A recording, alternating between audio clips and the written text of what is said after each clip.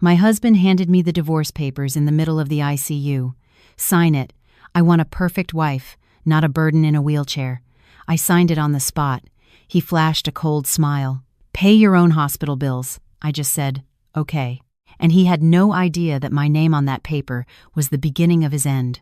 The room was too white, the light harsh, the air thick with the smell of disinfectant. The sheets were pulled so tight, it was as if the hospital wanted to hide any sign of weakness. The monitor beside me kept an irritating rhythm. Beep, beep, beep, the most expensive and coldest sound in existence. My right leg was immobilized. The doctor swore I would walk again, with time and physical therapy. Time was all I had. What I didn't have was patience for humiliation. I heard rushed footsteps down the hall before the door swung open. The steps of someone who isn't coming out of love, but to finish a job. He came in first, not really looking at me, a cheap manila envelope in his hand.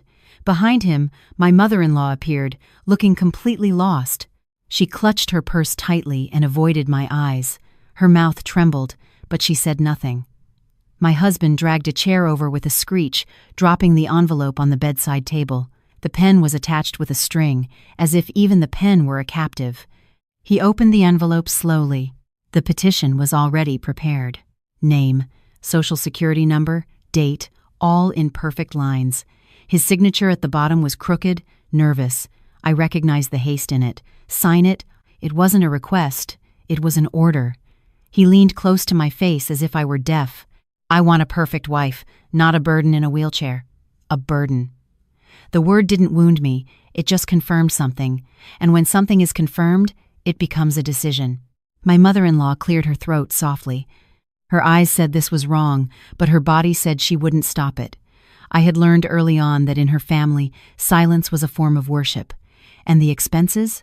I asked, my voice steady. He let out a short, joyless laugh. "Pay your own hospital bills." I stared at him for a second, not to ask for an explanation, but to record the scene exactly as it was, because I knew deep down I would need to remember it with absolute clarity.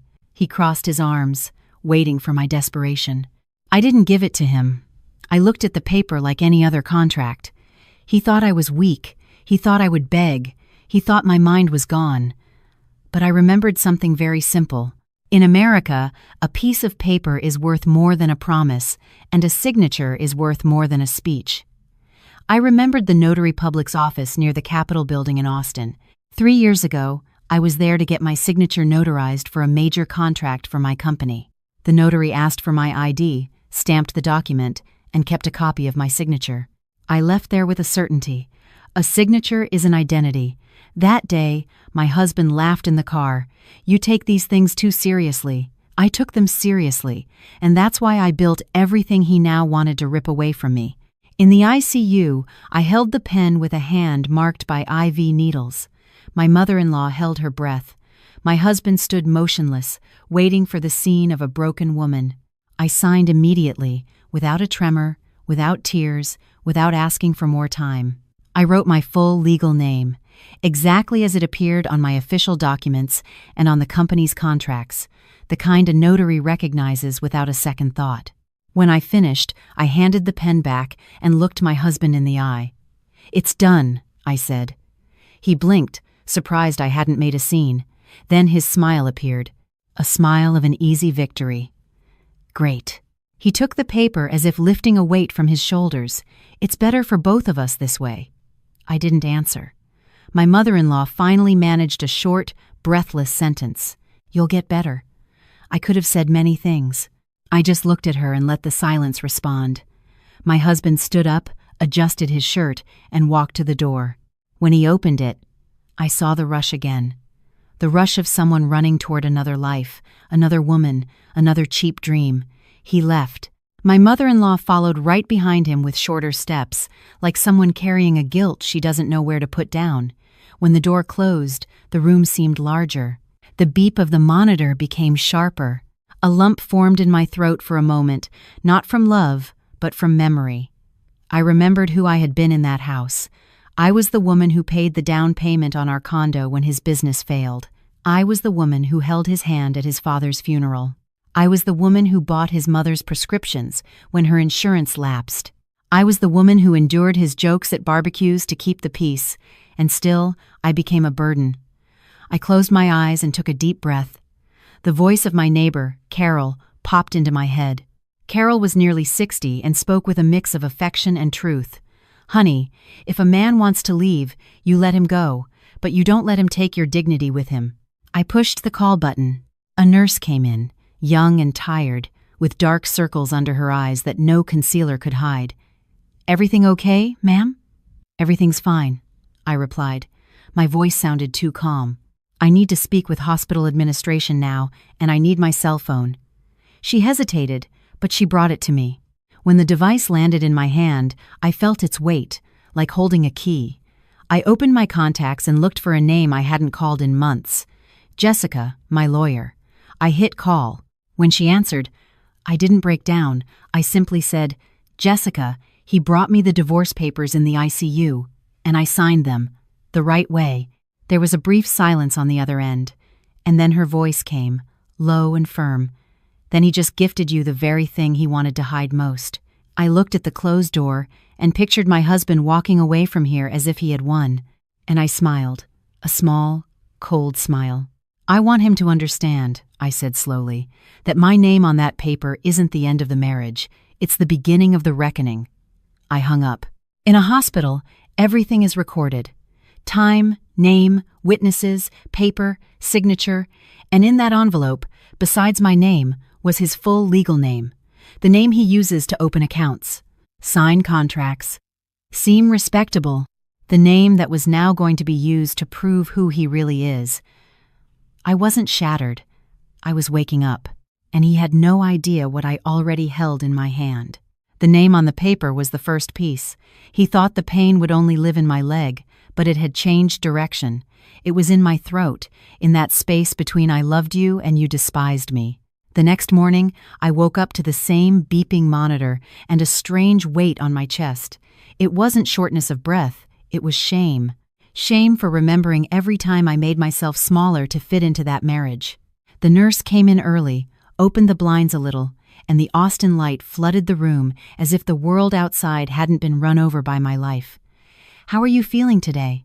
she asked, fiddling with the IV drip. "I'm fine," I replied. It was a lie, but it was a lie that was holding me together. She made a note, adjusted the bed, and left. I stared at the ceiling for a while, trying to understand how someone could abandon a person in the most vulnerable place possible. The ICU isn't just a section of the hospital, it's a stage, a place where any sentence becomes a verdict. And my husband chose to speak like an executioner. I could still taste the bitterness of that word, burden. The most humiliating part was that he had said it with the casualness of someone saying, "Pass the salt," as if I were truly just a logistical problem, a broken thing. I turned my head and looked at my immobilized leg. The skin was pale. The orthopedic boot seemed enormous. I remembered the night of the accident in flashes. A blinding headlight, a brake that didn't respond, the sharp sound of impact, then a void filled with voices. And now here I was, with a trapped leg and a marriage that had been buried before I even woke up. My phone buzzed on the bedside table. "Unknown number," I answered. "Mrs. Sophia Miller?" The voice was professional, dry. "I'm calling from the administration department. We need to discuss your health insurance." I gripped the phone. "Go on." "It appears there is a discrepancy in your coverage. The policyholder modified the details 2 weeks ago. Some procedures now require additional authorization." I felt my stomach drop. Policyholder. The policy was in his name. I had left it that way for convenience, for trust, because it was easier when he handled those things. When you trust someone, you hand them little keys without realizing it, until the day they lock you out. "Who modified it?" I asked, though I already knew. There was an update through the app with a password and confirmation. It was requested by Mr. Ethan Miller. Ethan, my husband. I didn't respond right away, just took a deep breath so my voice wouldn't shake. "And what does that mean now?" I asked. "It means that until this is regularized, some costs will be the responsibility of the patient." The call ended with the woman saying she would send me an email. I thanked her as if it were a simple bureaucratic issue. I hung up and sat in silence for a minute, staring at nothing. He didn't just want to leave, he wanted me to pay for the privilege of being alive. I closed my eyes and a memory came like a soft stab. Our first year of marriage. He would come home and hug me from behind while I made coffee. "You're my peace," he'd say. I believed him. The second year, when his company started to fail, I didn't complain. I covered expenses, made spreadsheets, cut back on luxuries, stopped traveling. I sold a car to keep his business afloat. I heard him crying in the shower, thinking I didn't know, and I stayed because I thought that's what marriage was, supporting each other. Now, in the ICU, I was discovering that for him, marriage was convenience, not partnership. When the convenience ran out, I became disposable. My chest tightened, not with nostalgia, but with indignation. I didn't want to go back in time. I just wanted to have seen it sooner. The door to the room opened and I saw Carol walk in with a grocery bag and a look of someone who has lived long enough not to be scared by tragedy. She approached slowly, quietly, left the bag on the chair, and came over to me. "Morning, honey." "Good morning," I replied, and felt my voice crack. Carol took my hand gently, like someone holding something important. "I heard," she said, without asking what. "That man did what he did." I didn't cry. Not because I was too strong, but because I was dry inside, a dryness that only comes when something dies. Carol opened the bag. Inside was a bottle of coconut water, a new mug, crackers, and a thermos of homemade broth. "I brought you some real food." Home food. The hospital leaves a metallic taste in your mouth. I almost laughed. Almost. It was a minimal smile. "Thank you." She sat down and looked at me the right way. Not like a nurse, not like a curious visitor here for the gossip. She looked at me like a mother. "Sophia, look at me." She squeezed my hand. "You did nothing wrong." "I signed it," I said softly. "I signed it anyway, Carol." She didn't even blink. "You signed it because he cornered you and because you're smart. You weren't going to give him a scene he could use against you, were you?" I swallowed hard. "He tampered with the insurance," I said. "I just found out." Carol grimaced in disgust. "Coward. That's what weak men do." She took a deep breath and lowered her voice, almost as if telling a secret. "I saw him, you know," she said. "My whole body went on alert. While you were in here, he came back to the building 2 nights in a row. And he wasn't alone. I didn't ask who with. I could already imagine. A young woman," Carol continued, "pretty, perfect nails, expensive purse." She walked in laughing out loud like she owned the place. The image burned in my mind. It wasn't jealousy, it was the insult. Because I was still in the hospital. I was still trapped in a bed, and he was introducing someone else into my life, as if I no longer existed. "He told the doorman she was a friend," Carol said, "but he was holding her by the waist. I'm not stupid." I closed my eyes for a second. That's when the pain appeared, because no matter how rational I was a wife, I was a woman, I had plans, I imagined a future, and that future had been occupied by a stranger as if I were a piece of old furniture. "Sophia," Carol said, cupping my face gently, "crying doesn't make you weaker. But you can't cry in front of him. No." Now I opened my eyes. "I'm not going to cry," I said, and I realized it was true. I was past the point of crying. I was at the point of decision. My phone buzzed again, a text from my husband. Just 3 words, "We need to talk." I laughed. A silent laugh. He had kicked me out of his life in the ICU, and now he wanted to talk. I didn't reply. I opened my banking app and saw that a transfer had been scheduled from my company's main account. A small amount, divided, almost discreet, the kind of amount no one notices in the middle of chaos. But I noticed it. I swiped the screen and saw 2 more, and then another. Transfers to an account I didn't recognize. My heart grew unnaturally calm. The same man who called me a burden was using my company like his personal ATM. I called Jessica again. She answered quickly. "I knew you'd call back." "He tampered with the health insurance," I said, "and there are scheduled transfers from the business account." Jessica took a deep breath. "He's trying to drain what he thinks is his." "But it isn't," I said. "No," she confirmed. It isn't. I closed my eyes and pictured him, probably in a rented apartment, toasting with someone, believing he had won. I said slowly, I want you to explain something simple to me, Jessica. No legal jargon, like you were explaining it to Carol. Jessica let out a short chuckle. Okay, here's the deal. He thought he caught you when you were weak, but you signed the right way, with your full legal name, while of sound mind. That takes away his narrative that you were incapacitated. Furthermore, the fact that he made you sign at that moment helps prove his intent, his haste, his cruelty. And the name? I asked. His full legal name on the paper is the anchor. He's the real person. ID, signature, date. He can't claim later it wasn't him. It's like having it notarized. Right name, right person, right responsibility. I managed a small, cold smile. Then I'm going to make him feel it, I said. Feel what? Jessica asked. That I am not a burden. I hung up and looked at Carol.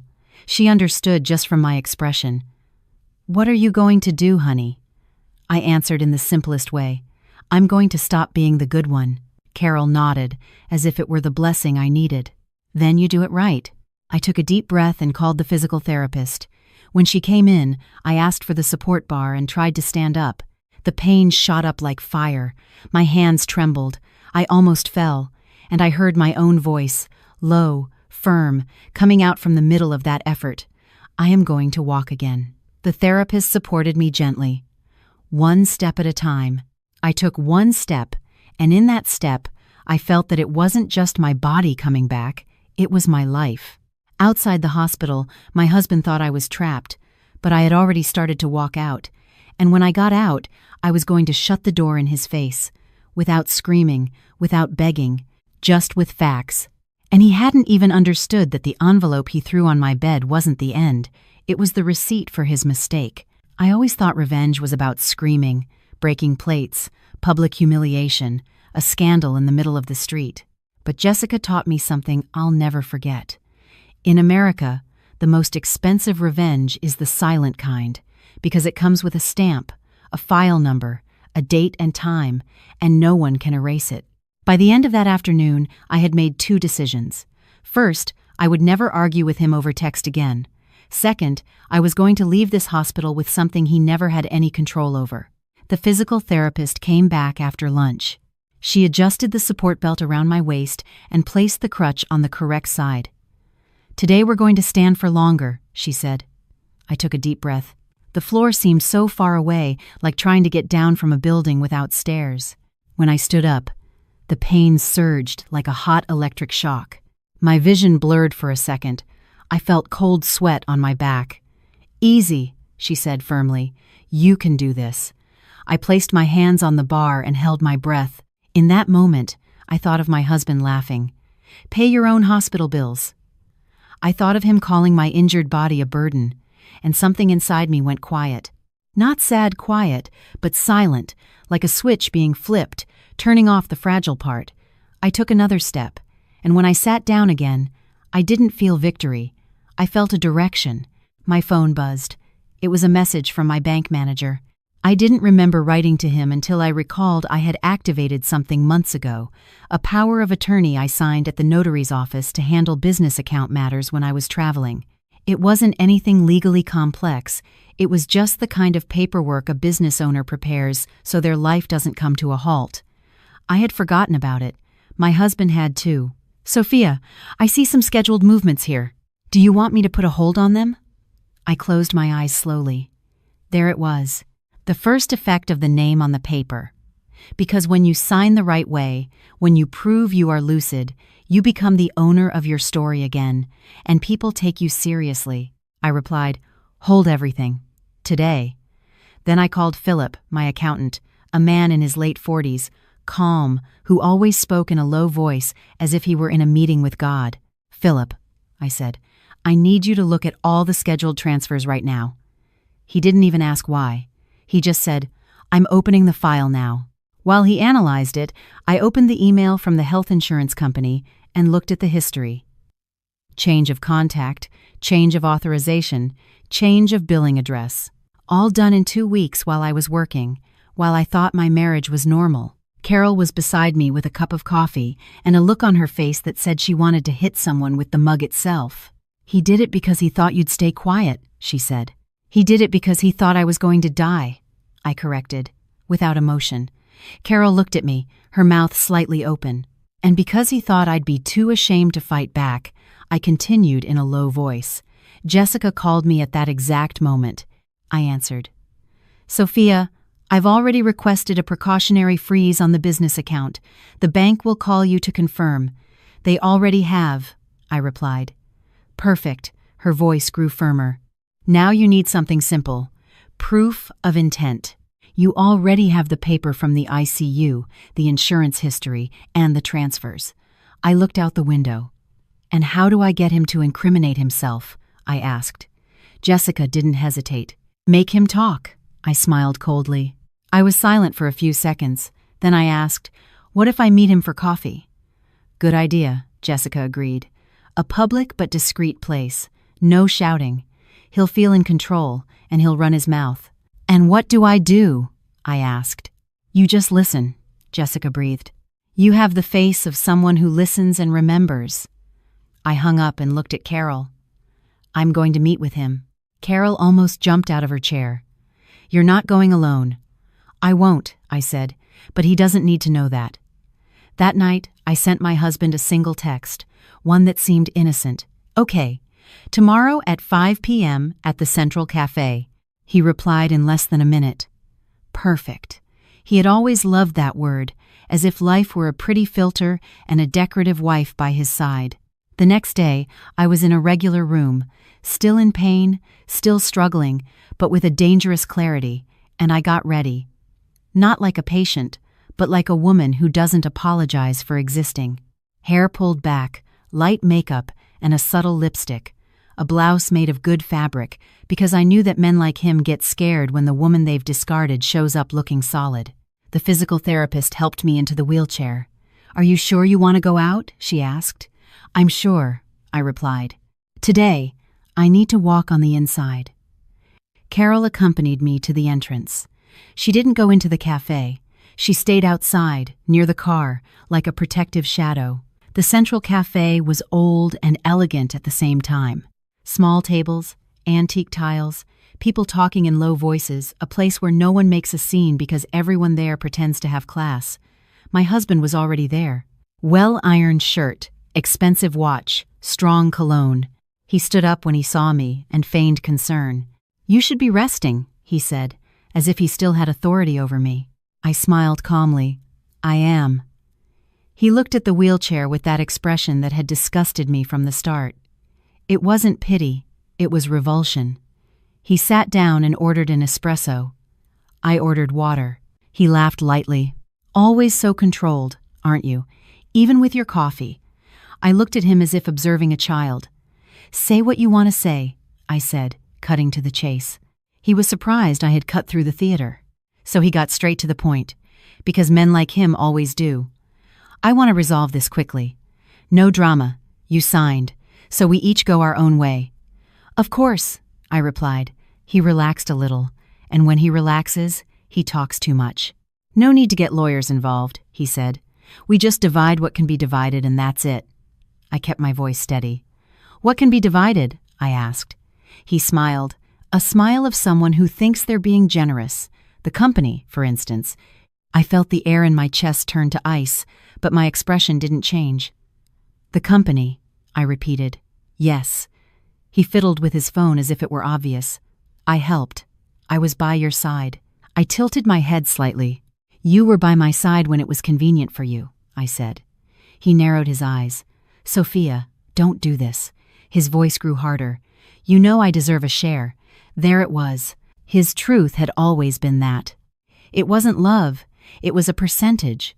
I rested my fingers on the glass of water. "Yes, you do deserve it," I said softly. "You deserve exactly what you built." He smiled again, thinking I had given in. "Great then. See how rational we can be?" He leaned in. "Look, I know I was harsh in the ICU, but understand me. I'm young. I need to live. You're not going to be the same person you were before." I listened to that as if it were rain, and inside I thanked him, because every sentence he spoke was another brick in my foundation. I looked him in the face and asked, as if out of curiosity, "Did you tamper with the health insurance?" He blinked. For a millisecond, his control cracked. "What insurance?" I smiled. "Mine, the one for the hospital." The coverage was changed. The authorization was changed. The contact was changed. It was an interesting coincidence. He managed a short, fake smile. "Oh, that must be a system error." I didn't argue. I just asked one more thing in the same calm manner. "And the transfers from the business account?" This time, he got serious. "What about them?" "The scheduled transfers?" I paused. "To an account I don't recognize." He opened his mouth and closed it. And then he did what all guilty people do. He attacked. "Are you accusing me of stealing?" I took a deep breath. "I'm asking you," I said. "You're the one who answered like a guilty man." His face hardened. "You're being paranoid." I nodded as if I agreed. "Maybe I am." I looked at his still hot coffee.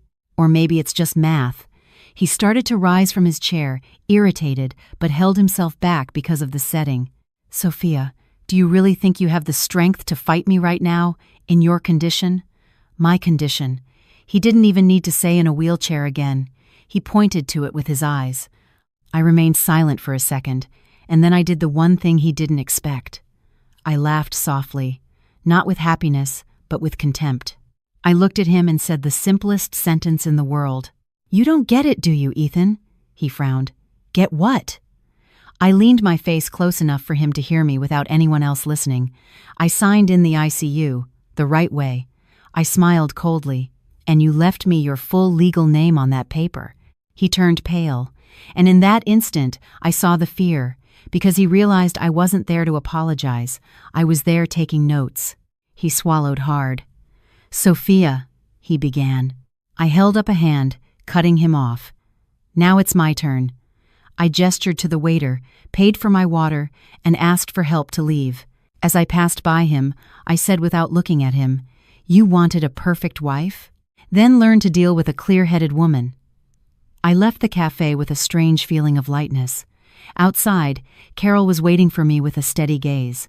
"Well?" she asked. I replied with a calm that felt terrifying, even to me. He said everything I needed him to say. And at that very moment, my bank manager sent me a text. "All movements frozen, pending your instructions." I looked at the screen and felt the first real taste of justice. It wasn't sweet, it was clean. And it was just the beginning. I didn't celebrate. I didn't send him provocative messages. I didn't go home to feel victorious as if this were a game. Because when you're over 30 and you've already carried a family on your back, you don't confuse justice with euphoria. I just breathed and moved forward. In the car, Carol calmly fastened her seatbelt and looked at me before starting the engine. "Are you okay?" "I'm awake," I replied. She nodded as if she understood exactly what that meant. We returned to the hospital in silence, and along the way, my phone started vibrating nonstop. Ethan, Ethan, again, Ethan.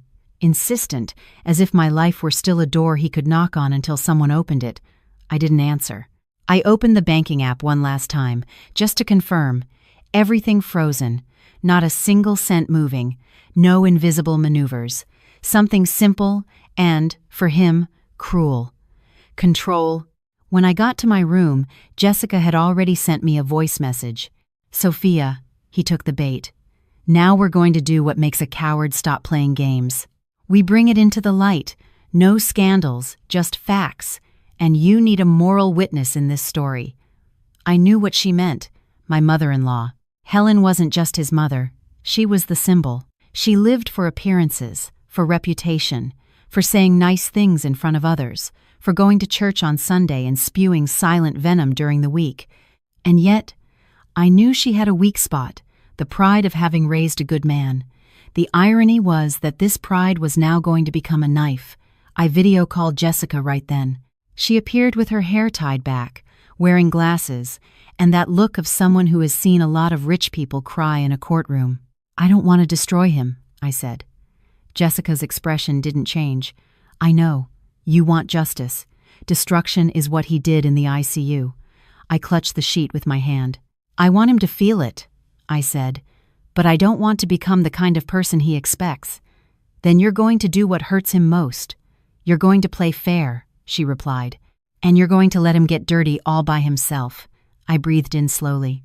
How do we make Helen see the reality? I asked. Jessica was direct. You don't convince her with emotions, you convince her with shame. That evening, I asked the nurse to help me shower. It was a slow, painful shower, but a necessary one. I needed to feel my skin as my own again. Afterwards, I put on a simple but elegant outfit. No luxuries, just presence.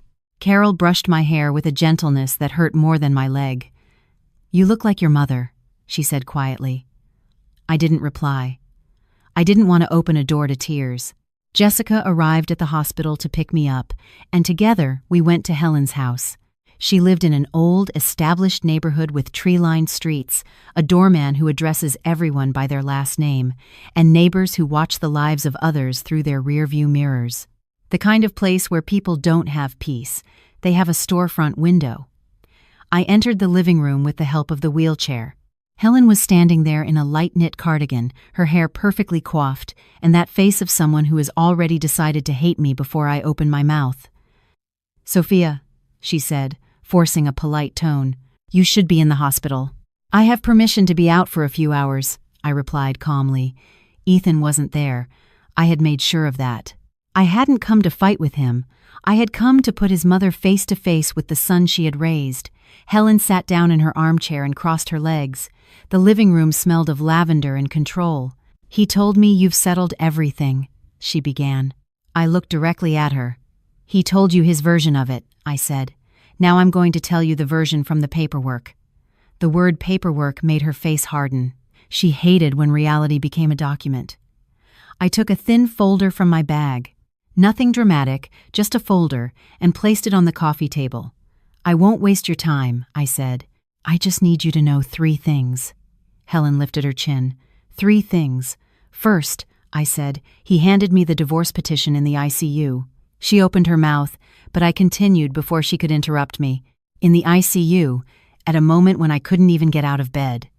He looked at me and said, I want a perfect wife, not a burden in a wheelchair. The silence in the room grew heavy. Helen blinked slowly. He wouldn't say that, she tried automatically, as if denial were a habit. Jessica intervened with a firm but non-aggressive voice.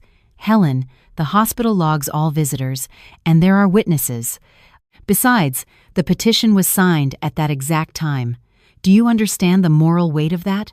Moral? Helen repeated, irritated. This is a private matter between a couple. I smiled very slightly. It was, I said, until he turned it into a public humiliation. Helen gripped the handle of her purse. I continued. Second, he tampered with my health insurance. Her eyes narrowed. That's a lie. I opened the printed-out email and slid it across to her. Modification made by the policyholder. 2 weeks before the accident. Changed the contact, changed the authorization, changed the coverage. Helen read it quickly. Her hand trembled slightly, though she tried to hide it. And there, I saw something new. Doubt. His mother had spent years defending her son as if it were a religion.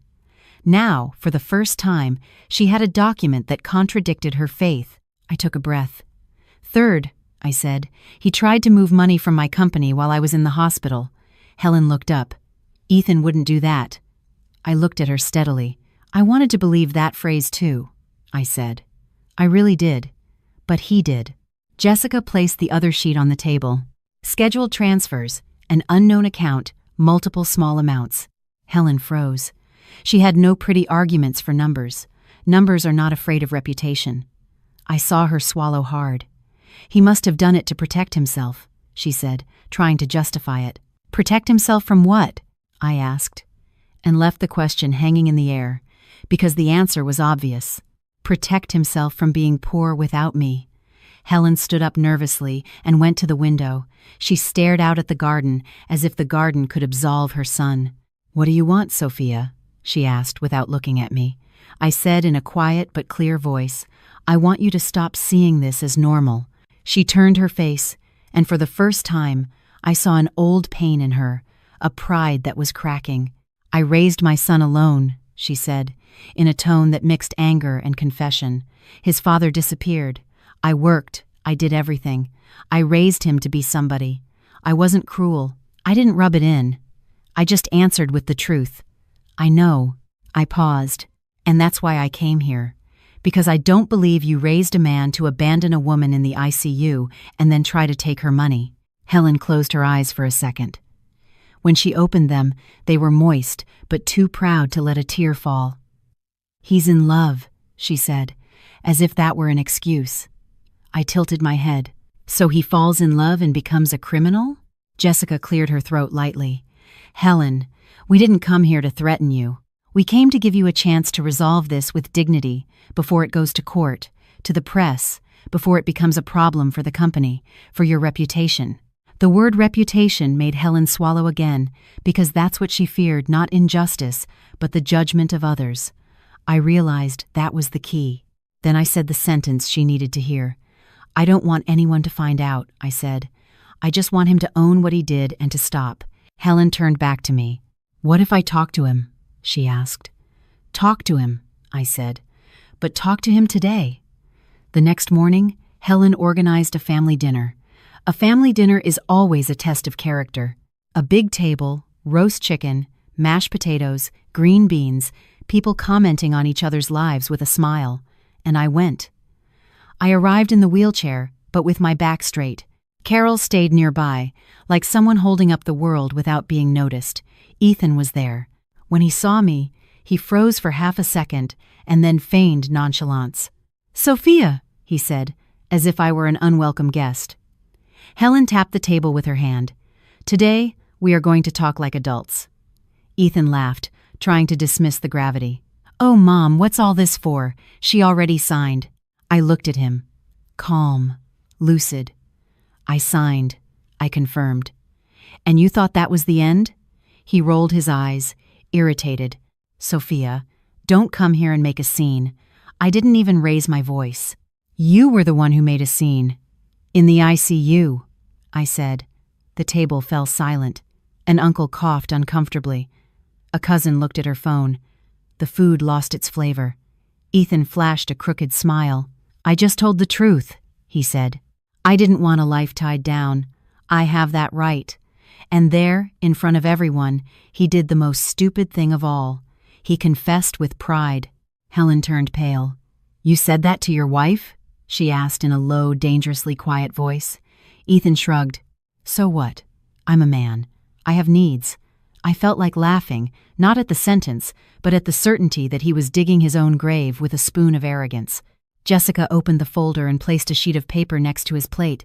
And you also have responsibilities, she said coldly. These transfers were made from her company, and you're the one who modified the health insurance. Ethan glanced at it and tried to react, as he always did, by attacking. This is harassment. She's gone crazy. I just stared at him. I was crazy when I was supporting you and thought it was love, I said. Now, I'm just awake. He gripped his fork tightly. You're going to ruin my life, he growled. I smiled, a small, straight smile. You already ruined it yourself, I replied. Helen shot up from her chair, almost knocking over her glass. Enough! Her voice came out with a weight that no one there ignored. You have brought shame on this family. Ethan was speechless for a second. Mom, he started. Don't, she pointed at him. You will not touch another cent of her money. You will sign what is fair, and you will pay what you owe. He looked around, searching for allies. He found none. Because for the older generation, there's something worse than being poor, having no honor. And in that moment, he had none. I didn't need to shout. I just saw in his face how he finally understood that I had taken from him the one thing he thought he would never lose, his own mother's approval. I pushed my chair back slowly and said before I left, You wanted a perfect wife. I paused. Then learn what a real woman does when she's thrown away. I left, and the noise of the house faded behind me, but the shame stayed with him. After that meal, I didn't feel pleasure. I felt silence, a different silence from the one in the ICU. In the ICU, the silence was humiliation. It was me swallowing my life like bitter medicine. That day, the silence was control. It was the world finally understanding that I was no longer an object in anyone else's story. I returned to the hospital, and for the first time since the accident, I slept without dreaming of his voice. 2 days later, the physical therapist came in with that practical air of someone who doesn't get emotional about drama. Today, we're going down the hall. I looked at my hands, still bruised, still fragile, but my voice was whole. Let's go. She put the harness on me, adjusted the crutch, showed me how to shift my weight. I stood up slowly. The pain came, as always, but now it had a place. It was no longer the pain of abandonment. It was the pain of rebuilding. I took one step, then another, small, clumsy, real. And at the end of the hall, I saw Carol sitting in a chair as if she were an anchor. She smiled when she saw me. "There she is," she said softly, as if not to frighten away the victory. My girl. I couldn't hold it back. Not from sadness, but from relief. A single tear escaped. Carol got up and came to me. "You are not alone," she said. And I understood that family isn't just blood. Family is who stays. The following week, I left the hospital. The sun hit my face as if I had been locked away for years. I got into the car carefully, my legs still in a brace, but my soul was already standing. As soon as I got home, I did something I hadn't done in a long time. I locked the door and felt safe. Jessica arrived late that afternoon with a thin folder and the expression of someone bringing good news without needing to smile. "He's agreed to sign." I looked up slowly. "Did he agree because he wanted to?" I asked. Jessica let out a short breath through her nose. "He agreed because he understood that if he didn't sign, the next step would be ugly for him. Ugly. The perfect word. Because men like Ethan aren't afraid of their conscience, they're afraid of their image." "And what are the terms?" I asked. Jessica opened the document and pointed to the lines. "The company remains 100% yours. He is officially removed from any position, any access, any signing authority. He is forbidden from presenting himself as a representative, and he is returning everything he tried to move." I felt a weight lift from my chest, but I didn't celebrate. I just felt. "And the hospital bills?" I asked. Jessica raised an eyebrow. "He's paying his share, not out of generosity, but out of obligation. And because he knows that the story from the ICU, if it goes to trial, won't look good for him." I closed my eyes for a second. I heard his voice again. "Pay your own hospital bills." And I saw the irony. In the end, he would pay, but not because he decided to be a man, but because the world, with its stamps and dates, doesn't let cowards play games forever. "There's more," Jessica said. I opened my eyes. The bank recorded everything. The attempted transfers, the accounts, the pattern. It creates a trail. He won't be able to do this to someone else so easily. I understood what that meant. I wasn't just saving myself. I was preventing him from running the same scam on the next woman. And that, to me, was worth more than any public humiliation. That night, I sat on my sofa with ice on my leg and a cup of tea I could barely hold. The house was silent, but not empty. I had stopped being a wife and had gone back to being me. The phone vibrated. It was a familiar number. Helen. I took a moment to answer. Not out of fear, but out of caution, because some wounds, if you touch them too soon, reopen. I answered. "Sophia," she said, without her usual arrogance. Her voice was low. "May I speak?" "You may." There was a silence on the other end, and I realized that for the first time she was choosing her words. She wasn't playing a game. "I was ashamed," she confessed, "of what he did, of the way he spoke about you." I didn't respond. I let her continue. "I've spent my life defending my son," she said, "and I thought that was a mother's love. But I confused love with blindness." I breathed slowly. "Helen," I said calmly, "I didn't come to destroy your son. I came to make him stop." "I know," she replied. "And I thank you for doing it without screaming.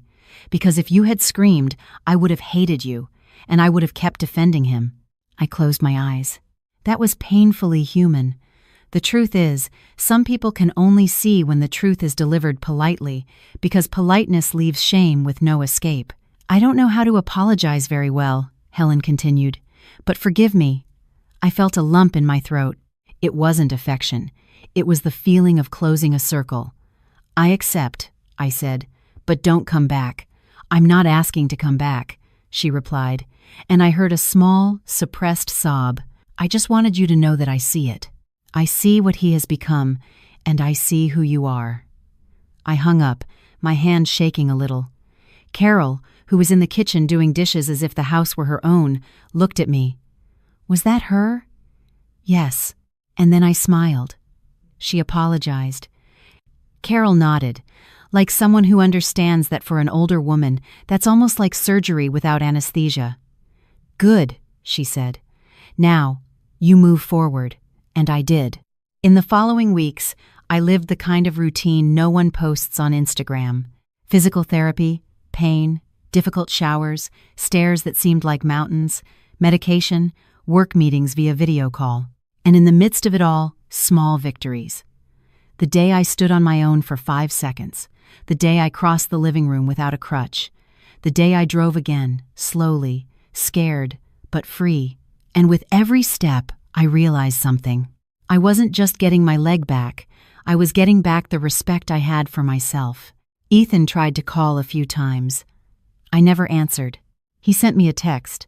Sophia, I made a mistake. I was desperate. Desperate. I laughed when I read it. Desperate is someone who doesn't have money for medicine. Desperate is someone holding a loved one's hand in the ICU, afraid of losing them. He wasn't desperate.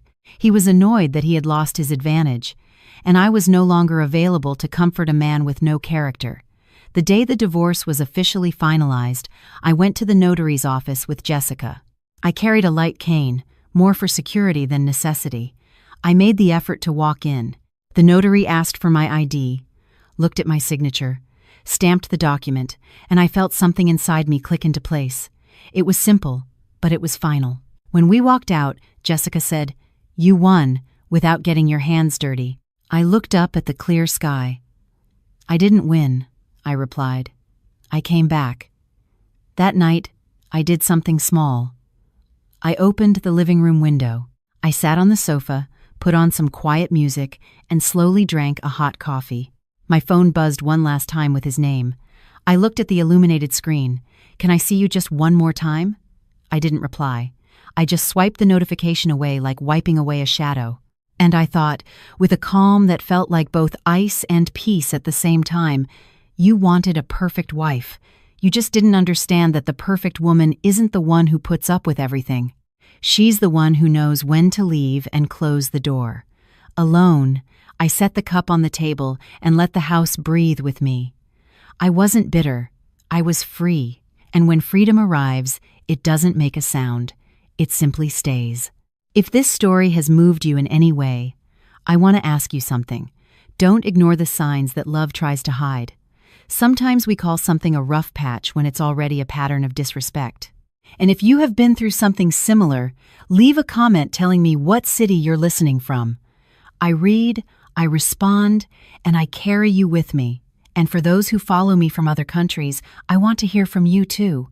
Write the name of your city down below, because pain has different accents, but courage is the same everywhere. Thank you for staying until the end. If you like stories that are strong, real, and about justice, subscribe to the channel and turn on notifications. Here, we don't romanticize suffering, we transform it into